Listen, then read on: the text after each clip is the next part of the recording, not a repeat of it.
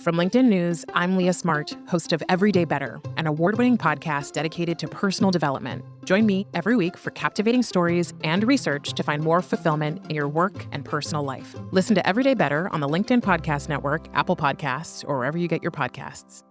Break language barriers instantly by translating up to 44 languages in real time with the HP AI PC, powered by the Intel Core Ultra processor. With the right tools, work doesn't have to feel like work. Learn more at hp.com/AI PC.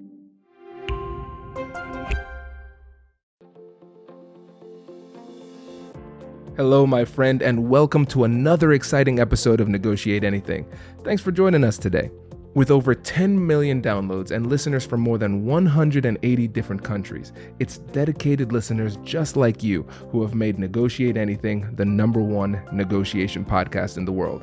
I'm your host, Kwame Christian. I'm a business lawyer, mediator, author, and the proud CEO of the American Negotiation Institute.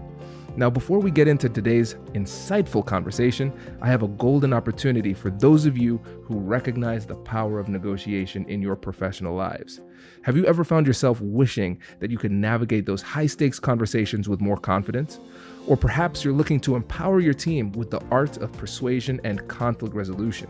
At the American Negotiation Institute, we've crafted specialized keynotes and workshops tailored for those very needs. We've transformed the negotiation skills of professionals worldwide, and we're eager to do the same for you. We believe the best things in life are on the other side of difficult conversations, and our goal is to help you improve your lives and the lives of those around you, one difficult conversation at a time. Don't let another challenging conversation leave you second-guessing. Click the link in the description to discover how we can help you find confidence in conflict, negotiate better deals, and have stronger relationships. Because in the world of business, every conversation counts. And now, without further ado, let's jump into the interview. Keld, thanks for joining us today. Thank you for inviting me. Oh, it's my pleasure. So how about we start off by telling the listeners a little bit about yourself and what you do? Yes, I'll be happy to. The short version is I'm originally a Dane from Europe, been living in the US for about 8-9 years, a US citizen today, and working with negotiation globally. Originally, I came from the business of technology, changed business in the late 90s as I discovered that we were not very good at negotiating, and that included myself. So I was kind of what I called unconsciously incompetent. I didn't know I wasn't very good at it.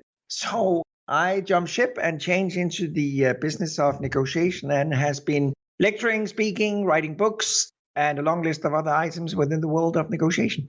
Fantastic. Yeah, we are excited to have you here. And I think the three topics that we're going to talk about today are going to be great for the listeners. So the first one is trust, taking a little bit of a different perspective on trust. And the next one is going to be discussing terms that you've coined, nego-economics and smartnership. Really excited about that. And then the last one will be evaluating the other side.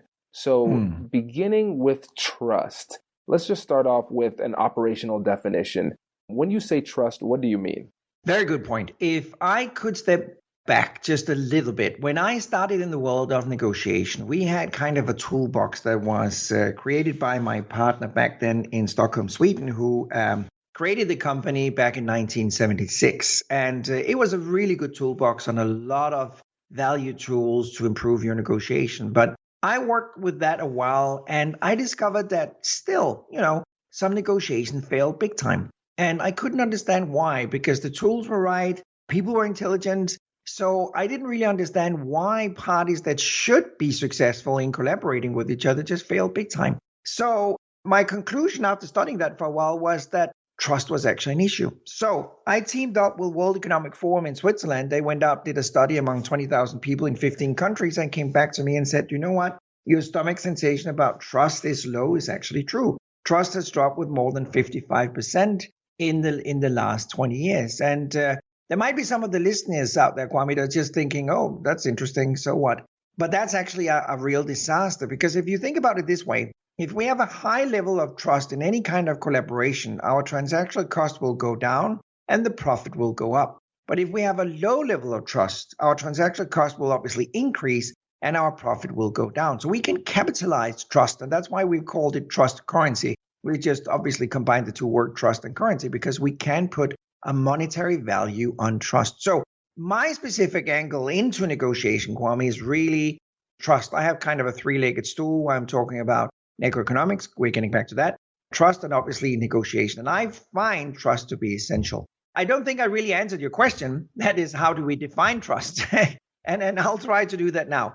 Trust is really working with you without necessarily always having a contract.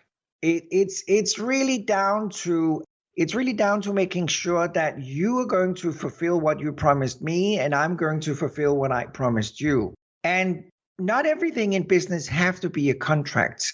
I'm working with attorneys around the world as well, and sometimes I am provoking them like crazy because I'm saying a written agreement is not worth the paper it's written on. And I think that could provoke you as well, Kwame, because there's a tendency that professional like you would say that contract is essential and we need it. And I'm obviously not saying we shouldn't do contracts. I believe in contracts mostly because humans' memory is really bad and we forget what we agreed. So it's nice to take it out of the drawer if we actually mess up. But what I'm saying is a successful negotiation is never based on a good contract.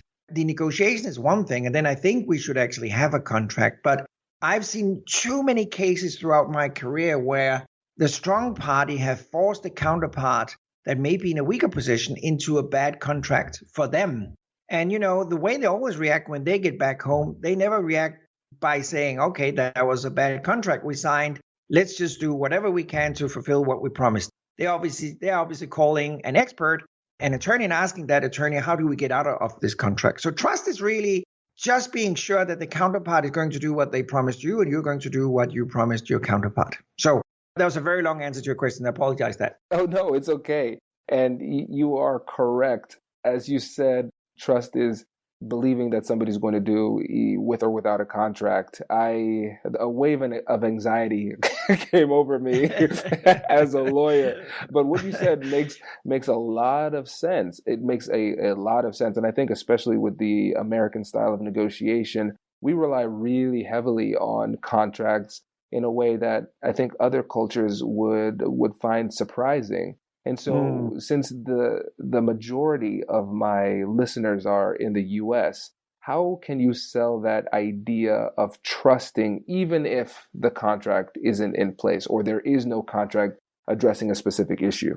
Yeah, that's a wonderful question. And obviously, I would never advise anybody to become naive, right? I mean, the opposite of trust is naivety, where you just trust everybody. And that's obviously stupid as well. So you should have a very constructive approach into this. And I would say that one thing, I know that sounds immediately a little bit naive, and I just warned everybody against being naive. But I do think that if you come through as trustworthy, if you actually do what you say you want to do, in most cases, I do find that the counterpart is responding that way as well. Of course, you could be cheated, but in most cases, if you're honest, if you're open, if you're transparent, if you share information, if you do what you promised that you're going to do, in most cases, you're going to see the counterpart is going to respond the same way if they read you that way as well. So when we talk about trust, I think we can all agree that it's really hard changing other people, right? I mean, it's basically impossible.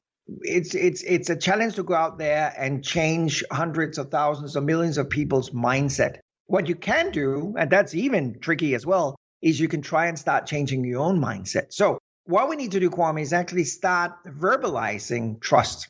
And what I'm advising my clients to do is actually verbalizing trust as part of the negotiation. Because one thing I'm always telling our clients is that we need to negotiate on how to negotiate. So we actually need to negotiate prior to our negotiation how we want to conduct negotiation. Because you're a true expert within this field as well. So I'm sure you would agree with me that people don't necessarily perceive negotiation the same way, right?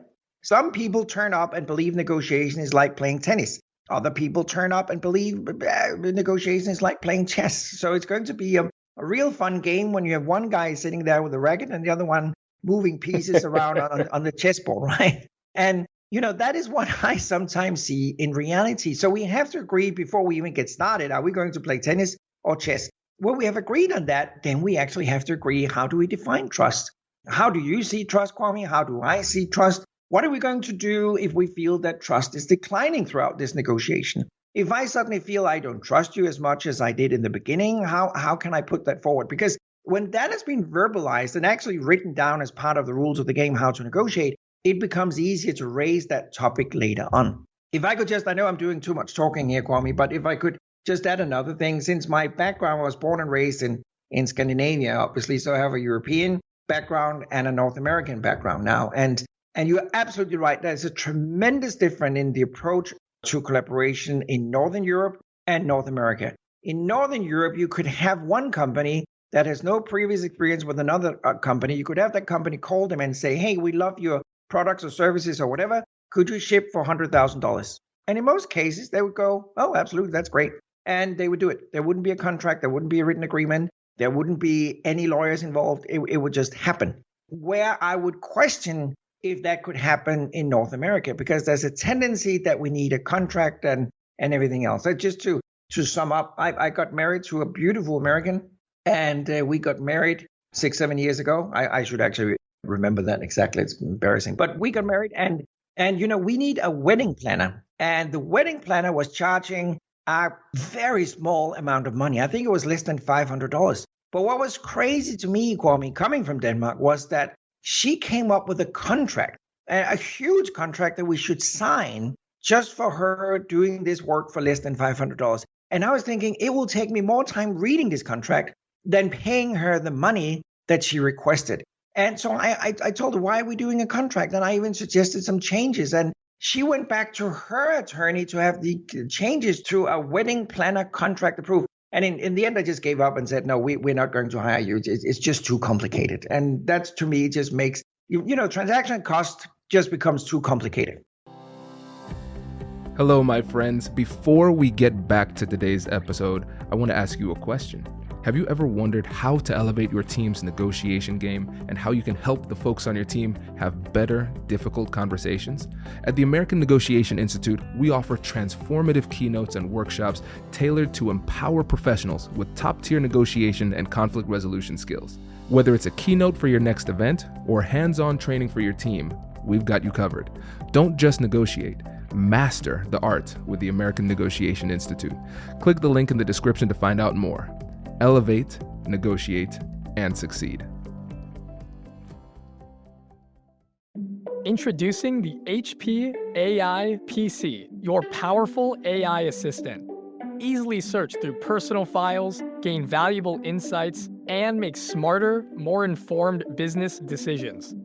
Unlock the future of work today with the HP AI PC, powered by the Intel Core Ultra processor. With the right tools, work doesn't have to feel like work. Learn more at hp.com/AIPC.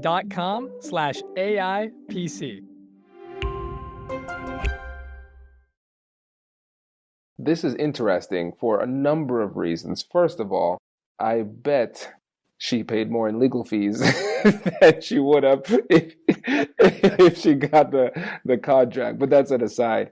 I think the other thing would be kind of giving a case study for what this would look like when you're actually verbalizing trust, because I think that's going to be a new concept for a lot of the people here, and I want them to really get a good understanding of what that would look like in action. So if you were consulting somebody and they were potentially working with a company and they were about to engage in those negotiations, and you were telling them how to verbalize trust, what would that actually look like? Well, in the beginning, I see some get a little bit confused because for some people, not all, but for some people, implementing trusts or using trust as a word in the same sentence as negotiation is alien. That's weird. That's difficult. But if they understand the concept of collaboration, where transparency and openness generates more value for both parties, and if they understand that trust is generating a value, they happily embrace that concept as well. And one way of explaining a very simple example of monetary value, Kwame, one way of doing it is that if I have people challenging the idea that you could put a monetary value on trust, I usually give them a very simple example. If I'm out speaking, for instance, I pick up 2 bottles of water that are completely identical, and then I ask the following question. If you are a procurement officer in a company and you've been buying this bottle of water, let's say you've been buying thousands or hundreds of thousands of these bottles of water from one supplier for a number of years, and you like that supplier, you trusted that supplier, and you had a great relationship. Assume that a new competitor offering the exact same bottle of water appeared in the market, but that new supplier was just 20 cents cheaper than the original one you've been working with. But it's the same bottle of water, it's the same everything. But the challenge is that the new supplier, you don't really like that person. You don't trust that person. You get that stomach sensation that something is wrong. You can't put your finger on it. Would you continue buying from the old one or the new one? In most cases, people are saying, well, I would, if that's the price difference, I would continue with the existing one. And then I just increase that price difference from the existing supplier to the new one. At one point, people switch. So, at one point, people say, no, now the price difference is too big.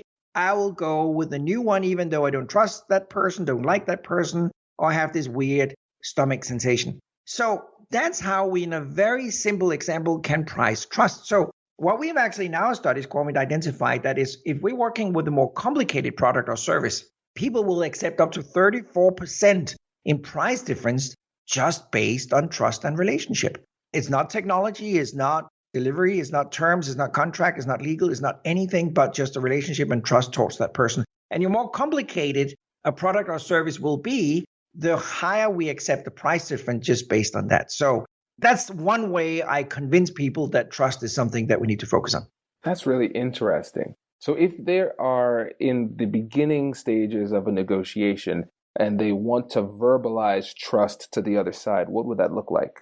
We basically write down rules of the game. So we have rules of the game, which is a very simple piece of paper that just lists how we want to negotiate, how we want to conduct the agenda, who should open up first, what happens when one part's open up about cost or benefits, how should the counterpart react, how we're going to share mutual value identified, and how we're going to address trust. So trust is just a topic like variables, what we're supposed to negotiate, visual aids, everything else. So it's just part of rules of the game. That's really interesting because it sounds as though we're essentially adding trust to one of the articulated issues at the negotiating table. Am I understanding that right? Yeah, you are. Absolutely. That's fascinating because I think it could lead to a lot of interesting information. And you might have thought that you had somebody's trust and they might articulate, well, we don't trust you in this area. And then that could be a potential opportunity within the negotiation to increase the value that they see in the deal because we could maybe potentially put in a trust mechanism to make them feel more secure in that particular issue. And they might not have otherwise shared it unless you made it abundantly clear during the preliminary stages of the negotiation. Yep, you're absolutely right. Yeah, I think that's a really interesting thing. It's funny. I bet we could spend the entire time talking about trust, but for the sake of time, let's transition onto the next point, which is nego-economics and smartnership. And I guess for these two, since these are probably new words for the listeners, what do these two words mean? Yeah, let me start with smartnership. I've heard for so many years that companies and individuals are saying we are in partnership with our counterpart. And if we are just talking very quickly about strategies, choice of strategies in negotiation, we have a zero-sum approach in a negotiation where I win at your expense or you win at my expense. I'm sure most of your listeners knows that approach, a typical zero-sum. Then we have partnership. And partnership, to me, is a funny expression because in lots of cases, I've actually experienced that organizations saying they're in partnership with a counterpart are really just in a long-term zero-sum.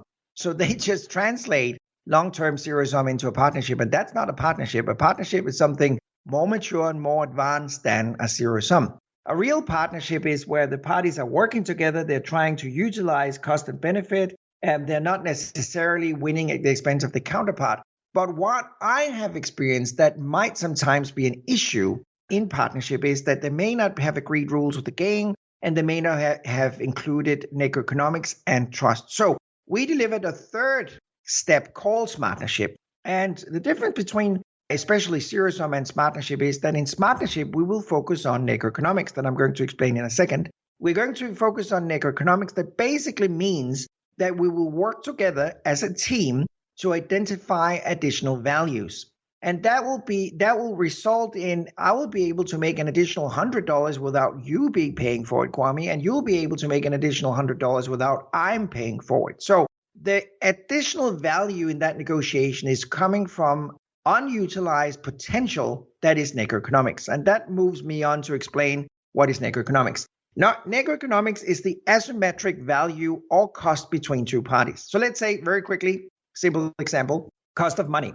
Everybody knows that money is a commodity, just like a computer, a projector, or table, or whatever. It's something that can be bought and sold, and money have different values to different people. So let's say that I don't have any money whatsoever, Kwame. So my cost of money is very high. I may have an 8% cost of money. You have loads of money, so your cost of money is very low. Let's say it's only 2%. Now, if you and I went into a business relationship, we should utilize that difference between my 8% and your 2%, the difference obviously being 6%. The 6% is nego-economics, because if we utilize that correctly, we can mutually benefit from those 6%. So instead, if I was buying something from you, instead of me going down to the bank and get a loan that I would pay 8% interest rate on, I could borrow the money from you and perhaps pay 6% or 7% interest rate to you. By doing that, obviously, you would capitalize the difference between your cost of money up to what I'm getting, and I would be saving that difference between what my cost of money would really be and what I'm paying you. So nego-economics is not rocket science. It's the asymmetric difference in cost and values between two parties. And here comes the exciting thing. It's actually an awarded philosophy in negotiation. We've been awarded by the Organization of Public Procurement Officers in Europe. We've been awarded by the International Organization of Contract and Commercial Management for the simple reason that we've discovered that up to 42% of values in negotiation worldwide are not being utilized simply because people don't exchange the cost and values. Because in a zero sum, you would never tell me what your cost of money might be, and I would never tell you what my cost of money might be. And when we talk about variables that could create nego-economics, then we have more than 280 variables. It could be transportation, it could be warehouse, it could be logistic, it could be warranty, it could be right of return, it could be you name it. There's a number of variables that could utilize that difference in nego-economics. That's really interesting. And for somebody who maybe this is their first time hearing this, what would you say is the first step that you should take if you're trying to create a smartnership and maximize those asymmetric values that you discussed earlier? Basically, what we talked about already, you need to establish rules of the game and trust. Smartnership and nego-economics will not work without trust. Smartnership and nego-economics will not work without rules of the game. So you have to have discussed and agreed on how we're going to negotiate. Because if you don't explain and visualize to the counterpart what it is you're trying to do, they will suspect something is wrong. So it will actually turn out to work the opposite way around, because you will be asking a lot more questions when you're working in smartnership. I will start asking you questions like, Kwame, why is it you want delivery on this date? What's the financial benefit for you if we delay it or if we speed it up? What would your cost of money be? What is your interest in? Why do you want it at this specific approach? Stuff like that. I will be very interested and concerned about your cost and your values. And I would obviously tell you that I'm happy to share that as well. So you will need to know my costs. You will need to know my benefit in each of these areas. And then as part of the rules of the game, we actually need to agree on how we're going to split the potential nego-economics. So let's say that we find a number of $100,000. How are we going to split that at the very end? Because remember, nego-economics is free money. It is something that is generated between us. So it's not something that is coming from you or coming from me. It's actually money we generate together by working together. This is really interesting because it sounds as though the only way this could work is if you do a good job at the beginning of the conversation, framing the conversation and letting them know what type of game you're trying to play. Because if you come into the negotiation asking these questions that the other person might feel is a little bit too invasive, they might infer malintent on you. They might say you're trying to get this information to leverage me, to squeeze me, that type of stuff. So they might clam up. But if you take the time to first let them know that your goal is to create value for both parties and you are going to be equally open with the information that you have about yourself, then they might feel a little bit more willing to share that information and start to work collaboratively and creatively with you. Oh, you're absolutely right. You're spot on. So yes, we need to discuss with the counterpart what it is we want to do, and if they agree with it. And obviously, sometimes in reality, Kwame, what happens is you meet somebody that is not able to do it, don't want to do it, don't have the resources to do it, and then you just have to negotiate in zero sum. We have a saying in Denmark, it probably works in the US as well. You can drag the horse to the water, but you can't force it to drink, right? And that goes in negotiation as well. We can't force the counterpart into smartnership and generating nego-economics if they don't feel like it. So it's only if people understand the benefit that we can work together.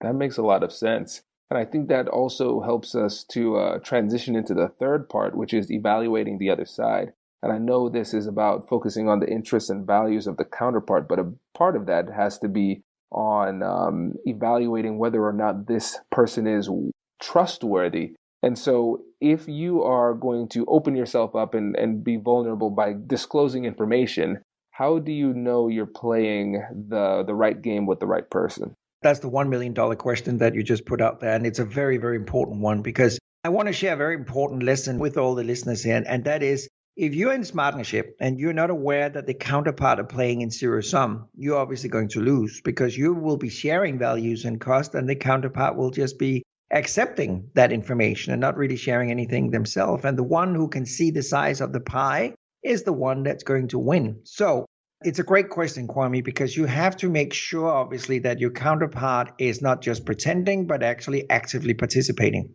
And I don't think there's any foolproof way of doing that. The way I recommend of doing it is start with a variable that basically is not risky to share. Start with a variable that could generate a little bit of profit. And if it goes bad, it doesn't really hurt you that bad. Just to test, just to test the counterpart to see if they play along. And if that works out, then take the next one. If that works out, take the next one. And then, you slowly build up that trust, because I think we can all agree trust is not something that you and I can verbally agree. Okay, let's trust each other. Let's be open and honest. And then the counterpart goes, great, let's do it. That's not the way it works. I mean, it's something, trust is coming from behavior and actions and not wording. So we have to prove to each other in the beginning that we can trust each other. And when we have done that, and that doesn't have to take that long though, but when we have proved to each other that trust will work, then everything just becomes easier and negotiation goes smooth. But back to your question, I would start with a variable that is not that risky.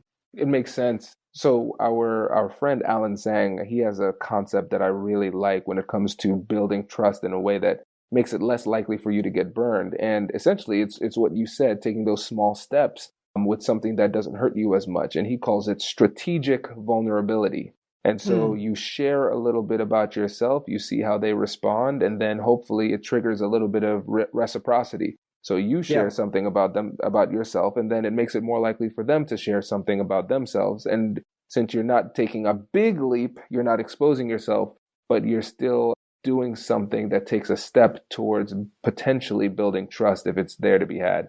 Yeah, that makes sense. I actually love that expression. So it's spot on. I would agree with that completely. And when we talk about the evaluation with regard to the interests and values of the counterpart, what do you mean by that?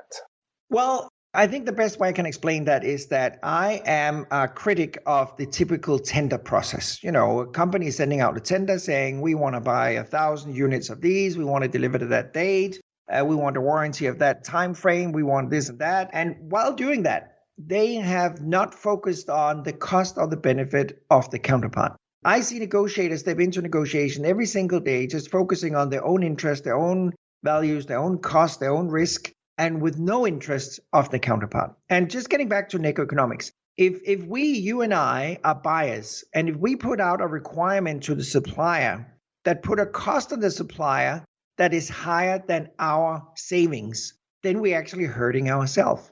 I can repeat that because I know that's hard for some people to grasp in the first time around. If we put out a requirement or request to the supplier that actually puts a higher cost on them than our savings, then we are messing up. And by doing a tender or opening a negotiation, just focusing solely on our cost or benefit, we are completely missing the opportunity of getting a feedback from the counterpart, understanding whether we actually going the wrong way around generating nego-economics. So instead of just going out with a tender saying, we want delivery on June 1st, we want 2 years warranty, we want this and that, we have to ask the counterpart, what will the impact be to you on delivery June 1st? And please let us know if you could save money by offering a different delivery time. What would it mean to you if we change the warranty period from 2 years into something else? Would that give you a benefit or cost? And that's what I'm talking about, Kwame, when I'm saying that we don't focus on the counterpart.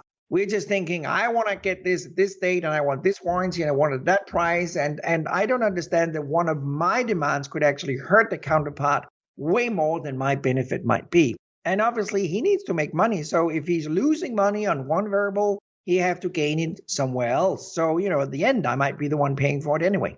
That's a really interesting take. And especially when it comes to those situations where it's like a request for a proposal, when larger companies are saying, hey, we have these specific needs, who can do it?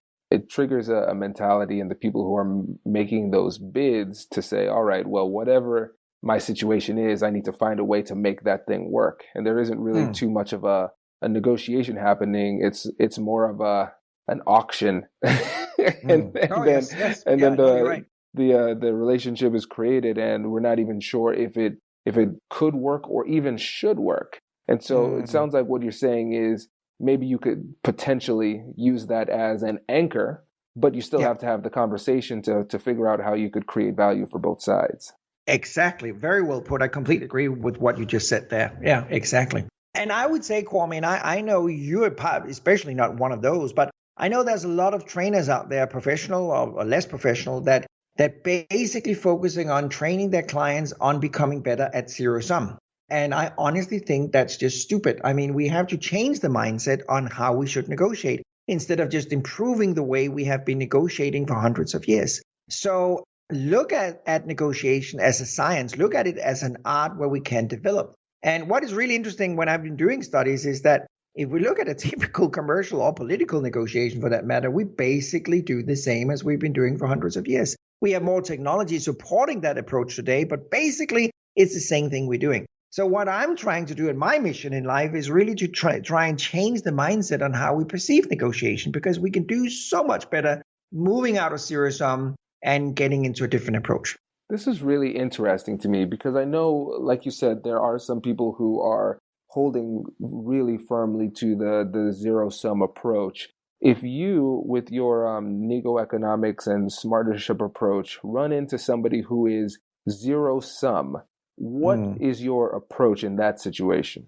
Basically the same. The first thing I'm trying to do is to try and generate the understanding that all of us can actually generate a better outcome, reduce cost, and improve profit by changing that approach. And I'm actually spending time prior to negotiation just explaining that. So I'm basically taking both my own client and the counterpart through a very brief workshop, just introducing the concept, what is the benefit, how do we need to do it, and then basically giving them a little bit of time to think about that. Because one of the challenges, it's not that easy as we're just talking about it right here, Corwin, because if it was, everybody would be doing it tomorrow, obviously. Because one of the challenges we have is that when I'm saying that we need to know the counterpart's cost and benefit, and we need to know our own cost and benefit on all variables. Do you know what's kind of funny or scary is that some organizations don't actually know their cost of warehousing. They don't know their cost of changing the warranty period. They don't know their benefit or cost of changing transportation. They actually don't have a clue. But they're still going out there asking for better warranty or change of delivery terms or whatever, but they don't actually know what the impact might be at home, which is very confusing to me, because why would you ask for something if you don't know what the impact might be? You just want more or better, but you don't know how that would impact your bottom line. So back to your question, it's really down to explain to people how and why we want to change it, but also give them the ability to figure out what their cost and benefit might be. And that's not, as I just said, something you might have ready. That's something you might have to go home and prepare. And then you have to postpone negotiation until everybody's around the table is ready with those numbers. Makes sense. That makes a lot of sense. Well, I know, just to be respectful of the listeners' time, we have to wrap it up here, but this has been incredibly helpful. We appreciate it. Before you go, can you tell the listeners a little bit about any projects you're working on that you want to share and how they can keep in touch with you? Well, I have published 24 books since 1998 on negotiation that is published throughout the world. Obviously, my philosophy is not confidential whatsoever because they're published in the book. The latest book that is out in North America is called Honest Negotiation and obviously available everywhere. And we do have an online training program as well called smartnershipnegotiation.com that people could check out. And then typically I'm doing a lot of speaking globally. And we are doing mostly in-house training courses for our clients. But Otherwise, they can visit my website, keldjensen.com, and see what's going on. Fantastic. Keld, thank you so much for joining us today. We really appreciate it. Thank you for having me. Congratulations! You've just joined an elite club. By listening to a full episode, you're now officially on the Negotiate Anything team. So welcome aboard. What most team members do is they subscribe to the podcast because that allows them to automatically get the latest episodes of the show. The best things in life lie on the other side of difficult conversations. Keep learning, keep practicing, and keep getting better. Your relationships will improve, your career will soar, and you'll have the confidence you need to get the most out of these crucial conversations. Again, thank you for joining the team. We're excited to have you, and I will see you in the next episode. I'll catch you later.